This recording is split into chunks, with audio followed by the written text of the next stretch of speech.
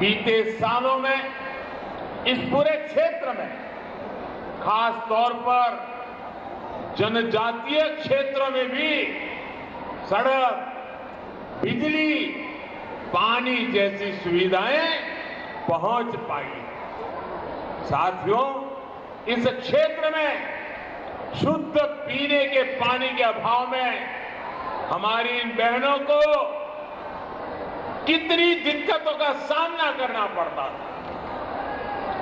गंदे पानी के कारण कितनी बीमारियां हमारे छोटे छोटे बच्चों को होती थी।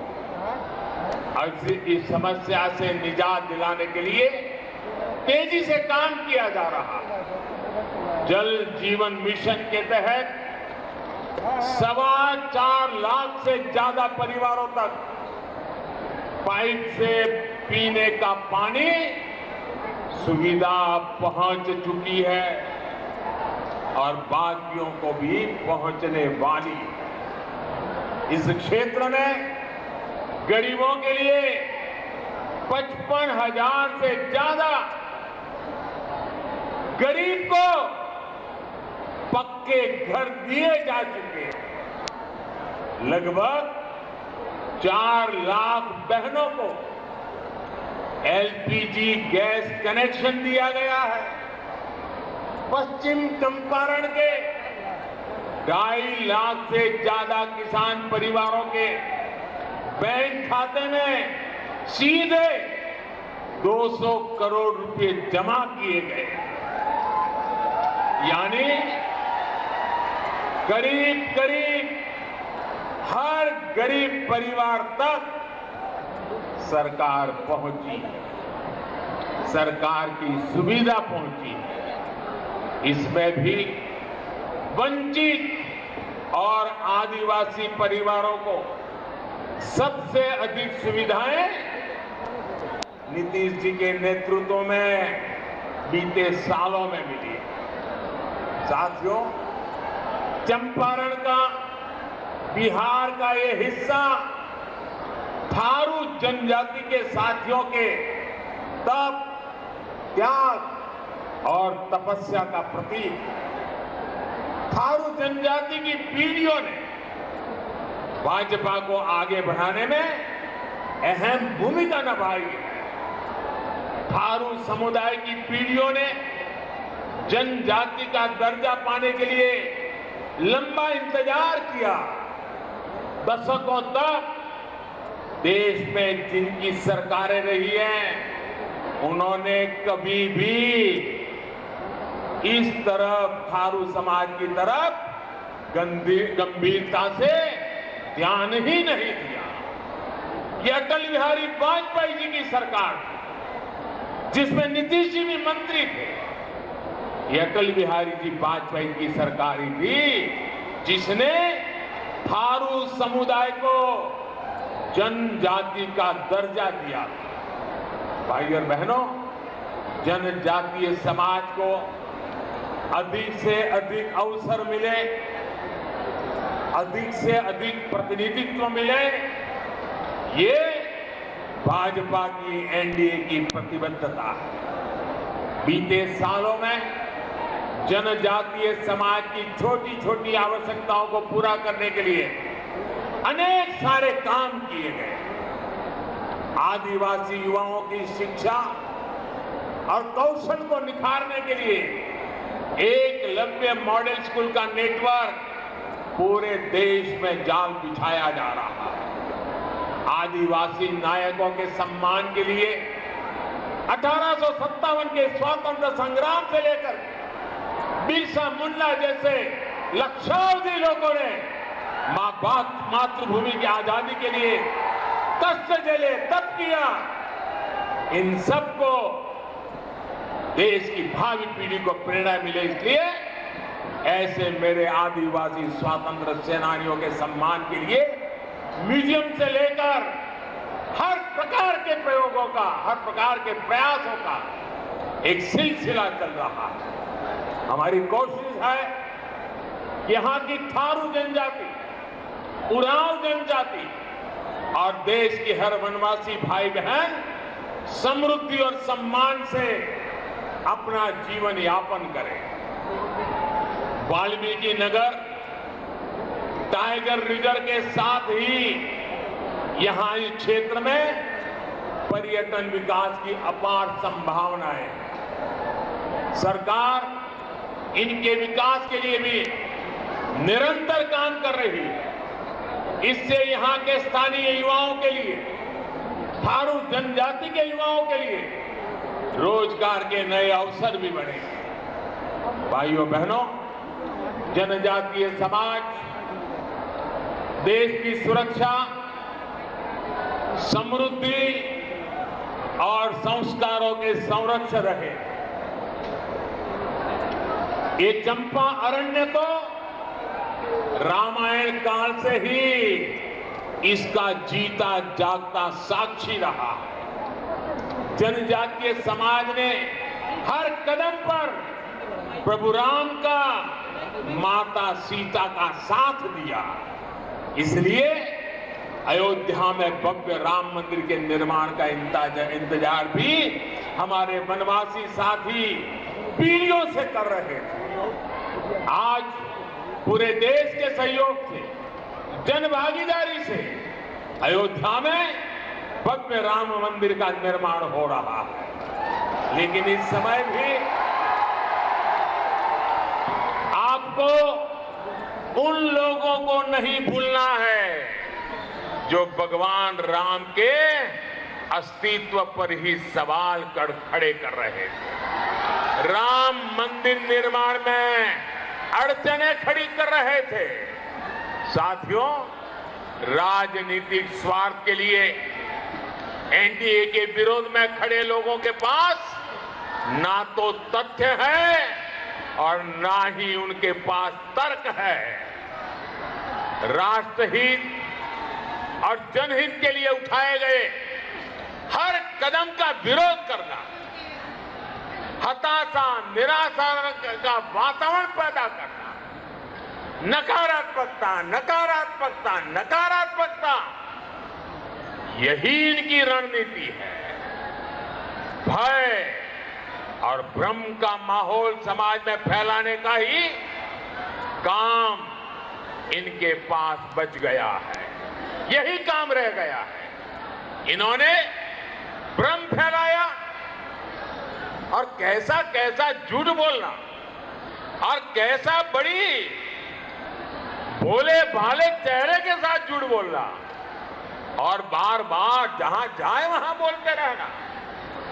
उन्होंने झूठ फैलाया कि एनडीए एससी एसटी आरक्षण को खत्म कर देगी।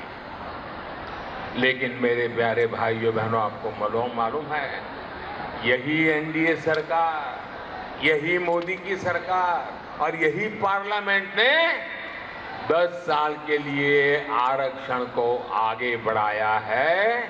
इतना ही नहीं, कई दशकों से सामान्य वर्ग के लोग मांग करते थे कि भाई हम सामान्य वर्ग के लोग हैं लेकिन हमारे में भी गरीबी है, कोई तो हमारी तरफ देखो। ये वोट बैंक की राजनीति करने वालों ने सामान्य वर्ग की उपेक्षा की। हमने हिम्मत के साथ सामान्य वर्ग के गरीबों को भी 10% का आरक्षण दे दिया और इस देश पे कोई संघर्ष नहीं हुआ, कोई जहर नहीं फैला, कहीं जातिवाद की बलि कोई चढ़ा नहीं। सबको साथ लेकर के इतना बड़ा फैसला किया, सब समाज ने स्वीकार किया, क्योंकि हम एक ही मंत्र को लेकर के जीते हैं, सबका साथ, सबका विकास, सबका विश्वास। मेरे प्यारे भाइयों बहनों, जब जम्मू कश्मीर से धारा 370 हटा गई तब भी इन्होंने यही कहा कि कश्मीर में आग लग जाएगी, खून की नदियां बहेगी, भारत और कश्मीर का नाड़ का संबंध कट जाएगा, न जाने क्या क्या बोला। आज जम्मू कश्मीर और लद्दाख शांति से विकास के नए पथ पर अग्रसर है। और इतना ही नहीं, आज जम्मू कश्मीर के लोग एक ही मांग करते हैं, हर नागरिक एक मांग करता है कि भ्रष्टाचार, आजादी के बाद जम्मू कश्मीर में जो भ्रष्टाचार पनपा है, कुछ ही परिवारों ने जो अनाप शनाप गरीब के पेट से लूटा है, मोदी जी उनको कुछ करो, उनकी सजा करो। कश्मीर से एक ही आवाज उठ रही है, भ्रष्टाचारियों को सबक सिखाओ। और मैं कश्मीर के मेरे प्यारे भाइयों बहनों को मैं विश्वास दिलाता हूं कि आपने जो मेरे पर विश्वास रखा है, मैं आपकी लूटी हुई पाई पाई लौटाने के लिए सारे कानूनी तरीकों का उपयोग करूंगा, आपको न्याय दिलाऊंगा। जब नागरिकता संशोधन कानून आया, इन्होंने झूठ फैलाया कि बहुत सारे भारतीयों की नागरिकता चली जाएगी। अब 1 साल होने को है, लेकिन क्या किसी भी भारतीय नागरिक की नागरिकता गई है?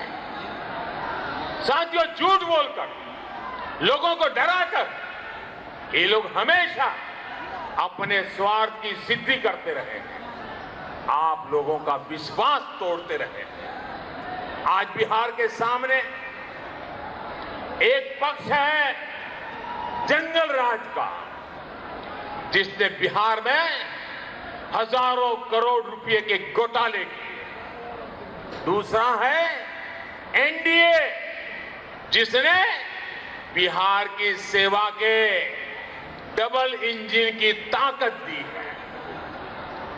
एक पक्ष है जंगल राज का, जिसने बिहार की सड़कों को खस्ता हाल बना दिया।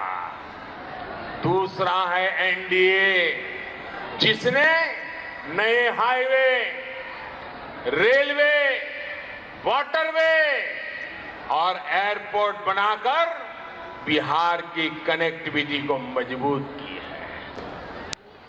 और ये कनेक्टिविटी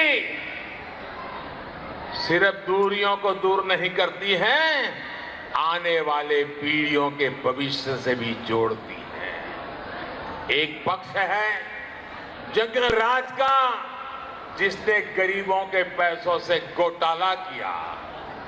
दूसरा है एनडीए, जिसने गरीबों के अकाउंट में सीधे पैसे पहुंचाए हैं। एक पक्ष है जंगल राज का, जो किसानों के नाम पर बिचौलियों के हित की राजनीति करता है।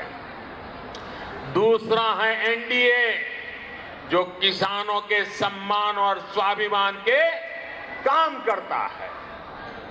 एक पक्ष है जंगल राज का, जो अंधेरा वापस लाना चाहता है ताकि लालटेन फिर जले।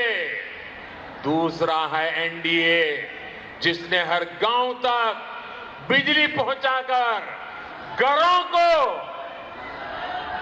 दूधिया बल्ब से प्रकाशित करने का, रोशन करने का काम किया। एक पक्ष है जंगल राज का, जिसने दशकों तक बिहार को 3 मेडिकल कॉलेज के सहारे चलाया। दूसरा है एनडीए, जो बिहार की हर लोकसभा में मेडिकल कॉलेज खोलने के लिए काम कर रहा है। साथियों, अगर कोई अंग्रेजी नहीं पढ़ा है, देश देखिए, आजाद देश की दशा क्या करके रखी है। अगर अंग्रेजी नहीं पढ़ा है तो डॉक्टरी नहीं पढ़ सकता है, इंजीनियरिंग नहीं पढ़ सकता है। मैं बिहार को बधाई देता हूं, उन्होंने संकल्प किया है कि नई सरकार बनने के बाद बिहार में मातृभाषा में मेडिकल कॉलेज, मातृभाषा में इंजीनियरिंग कॉलेज, ताकि मेरी गरीब मां का बेटा जिसने अंग्रेजी स्कूल देखी नहीं है वो डॉक्टर बनने का सपना पूरा कर पाए। गांव का बच्चा जो अंग्रेजी नहीं जानता है वो भी अब डॉक्टर बन करके बिहार के लोगों की सेवा कर पाएगा। भाइयों साथियों, बिहार के लोग भूल नहीं सकते जंगल राज के वो दिन। मैं जरा याद कराना चाहता हूं और मैं जो 35-40 ऊपर की उम्र के जितने भी लोग हैं उनसे आग्रह करूंगा, अपने बच्चों को, अपने घर के जवान बेटों को, बेटियों को ये बात बार बार याद कराइए, बार बार उनको बताइए आपने कैसे दिन देखे थे। एक एक घटना मैं आज याद कराना चाहता हूं। सुनते